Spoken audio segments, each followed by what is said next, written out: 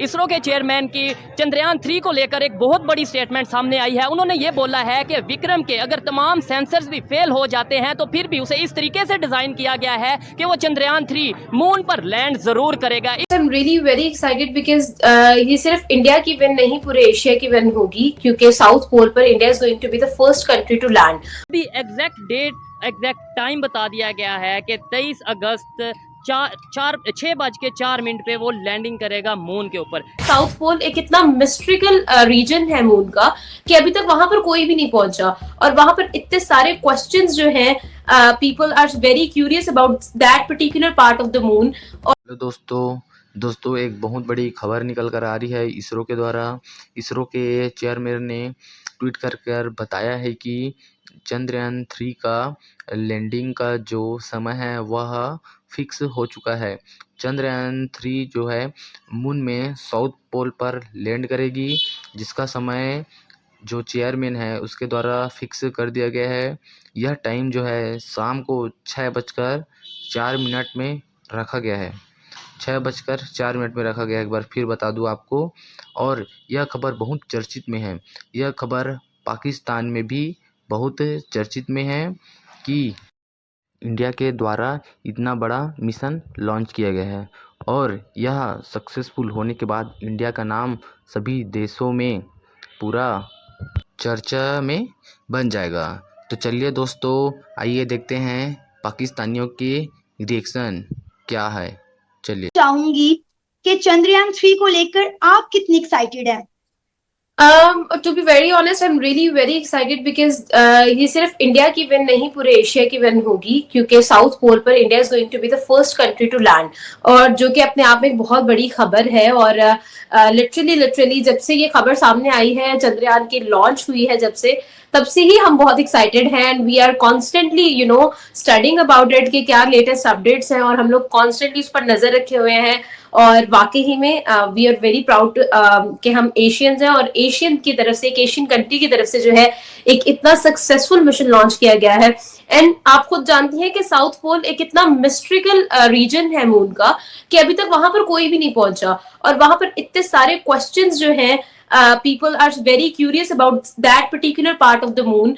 और स्पेसिफिकली जब इंडिया की तरफ से उसको कन्क्योर किया जाएगा तो this would be a huge news for the world. आमना, डेट अनाउंस कर दी गई है कि 23 अगस्त को शाम 6:04 पर चंद्रयान को जो है चांद के साउथ पोल पर लैंड किया जाएगा। क्या कहेंगे, कितना इंपॉर्टेंट दिन होने वाला है? पूरी दुनिया की नजरें इस वक्त चंद्रयान 3 पर हैं, खासकर जब कल एक खबर सामने आई कि रशिया का लूना 25 जो है वो क्रैश कर गया। उसके बाद लोग जो एक्साइटेड थे वो थोड़े खौफजदा भी हो गए हैं। तो क्या कहेंगे आप इस पर? फर्स्ट ऑफ ऑल तो रशिया के बारे में जब हम बात करते हैं तो हम लोगों ने ये सुना कि जब लूना 25 को लॉन्च किया गया तो लोगों ने वो अराउंड द वर्ल्ड कहा कि दोबारा से मून रेस 2.0 स्टार्ट हो गई है। एक रेस स्टार्ट हुई थी जब सोवियत यूनियन और यूएसए के दरमियान में चांद स्पेस को कंक्योर करने की लड़ाई स्टार्ट हुई थी, जब एक्चुअल में स्पेस की बातें शुरू हो गई थी।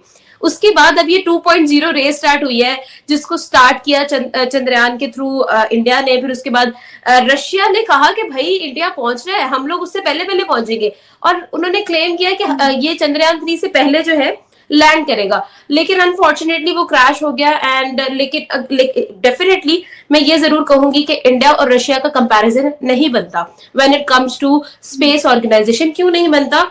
आई नो डाउट कि रशिया ने चांद को कंक्योर किया है।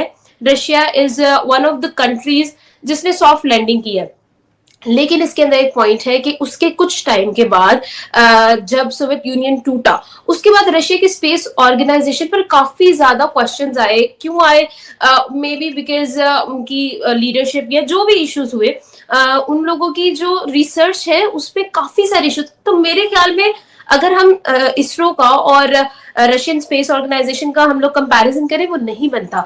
क्योंकि अभी 2022 दिसंबर की आई थिंक बात है जब उनका एक स्पेस क्राफ्ट जो है वो क्रैश हुआ था, और उसके अंदर 0.8 मिलीमीटर का होल था। आप खुद सीरियसली सोचें कि मतलब ऐसा कैसे हो सकता है कि उन लोगों ने इतनी बड़ी गलती कर दी। तो इतने बड़े जो है वो लोग ब्लंडर्स कर रहे होते हैं।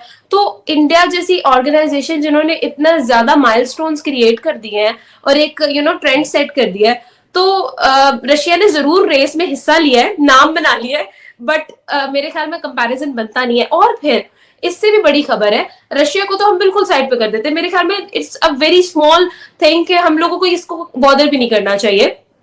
सबसे बड़ी खबर है कि नासा की तरफ से भी दोबारा मून मिशन स्टार्ट किया जाने वाला है और वो लोग कंप्लीटली उसके अंदर इन्वेस्टेड है, उस पर काम कर रहे हैं। और ये जो 3 कंट्रीज इस वक्त नाम आप खुद देखें, एक एशियन कंट्री, एक ऐसी कंट्री जो कि जिसका जो कि आज से 10 साल पहले लोग उसका नाम नहीं लेते थे, उसको जानते नहीं थे, उसने ऐसा किया, ऐसा काम करके दिखाया कि अब वो नासा उसको कॉपी करते हुए चांद पर जा रहा है। तो आप खुद देखें कि कितनी बड़ी बात है ना। तो उसके बाद रशिया जैसी कंट्रीज जिन्होंने कनक्योर किया चांद को, स्पेस को, वो जा रहे हैं वहां पे। तो मेरे ख्याल में तो आपको कंपैरिजन और ये तो बहुत बड़ी खबर है कि नासा जो है वो इंडिया को देखते हुए अब चांद की तरफ दोबारा रुख कर रहा है, दोबारा से ये मून की जो रेस है उसके अंदर 2.0 के अंदर जो है वो ऐड हो रहा है। तो this is a huge news और I am very very happy about that. Amna, क्योंकि अभी तक जितनी भी 3 कंट्रीज पहुंची हैं चांद पर, साउथ पोल पर अभी तक कोई नहीं गया, इसलिए ये रेस जो है दोबारा से शुरू होगी। क्योंकि इंडिया अगर 23 अगस्त को चांद के साउथ पोल पर लैंड कर जाता है तो इंडिया दुनिया की पहली कंट्री बन जाएगा जो चांद के साउथ पोल पर लैंड करेगा। और मेरा ख्याल है ये जो रेस है, इंडिया चौथे नंबर पर आने के लिए नहीं खेल रहा, बल्कि इंडिया फर्स्ट नंबर की रेस पर है। I think India is going to create history. India इस दफा हिस्ट्री क्रिएट करेगा, साउथ पोल पर पहली दफा इंडिया ही लैंड करेगा और वहां पर ही जो वाटर की जो हमें मिले हुए हैं वहां पर क्या कहते हैं उसको, रिजर्व्स आई थिंक। तो एग्जैक्टली जो हमें शुभात है पानी के, वो साउथ पोल से है। अब सिचुएशन यहाँ पर ये होगी कि बहुत सारी हाइपोथेसिस हैं इससे रिलेटेड। अगर हम साइंटिफिकली इसको स्टडी करें तो इसके बारे में बहुत सारी स्टडीज है, जैसे कि जो पानी वहां पर दिखाया जा रहा है, प्रोबेबली उसको जो साइंटिस्ट है वहां पर जा रहे हैं, जो वहां पर लैंड कर रहे हैं, वो पी भी सकते हैं। ये भी कहा जा रहा है कि उसको हाइड्रोजन और ऑक्सीजन में कन्वर्ट भी किया जा सकता है और कन्वर्ट करने के बाद आप उसको एज फ्यूल भी यूज कर सकते हैं फॉर द स्पेसक्राफ्ट। इसके अलावा भी बहुत सारी चीजें उनकी तरफ से बताई जा रही हैं कि जो पानी वहां पर है उसको वहां पर जाकर, मतलब बहुत सारी हाइपोथेसिस क्रिएटेड है कि यहाँ पर ये भी हो सकता है, ये भी हो सकता है, ऐसे भी हो सकता है, वैसे भी हो सकता है। और सबसे बड़ा क्वेश्चन तो ये है जो तमाम तर लोगों के, शायद आपके और मेरे भी माइंड में हो। अच्छा, अभी पिछले दिनों में मैं एक छोटी सी फनी सी बात करूंगी, चांद पर जमीन खरीद रहे हैं लोग, शायद आपने भी सुना हो। तो लोग इतने ज्यादा क्यूरियस है कि माइट भी पॉसिबल, अगर वहां पर पानी है और ऐसा पानी है कि वो हमारे लिए ड्रिंकेबल, यूजेबल है, तो माइट भी पॉसिबल हम वहां पर रह भी सके, हम लोग वहां पर जो है एक नई लाइफ स्टार्ट कर सके। तो लोगों के माइंड में बहुत सारी क्यूरोसिटीज हैं और उन क्यूरोसिटीज, उन क्वेश्चन मार्क्स को जो है सॉल्व करने सबसे पहले इंडिया पहुंचने वाला है वहां पे। अभी रिसेंटली मैं खबर देख रही थी, कल रात की बात है या शायद मिडनाइट के बाद की बात है, चंद्रयान 3 की तरफ से, विक्रम लैंडर की तरफ से जो जहां पर लैंडिंग होनी है वहां की पिक्चर्स जो है वो शेयर की गई। And I was super excited कि यार 23 I am having my fingers crossed कि जब हम 23 को शाम 6:04 पर क्या होने वाला है।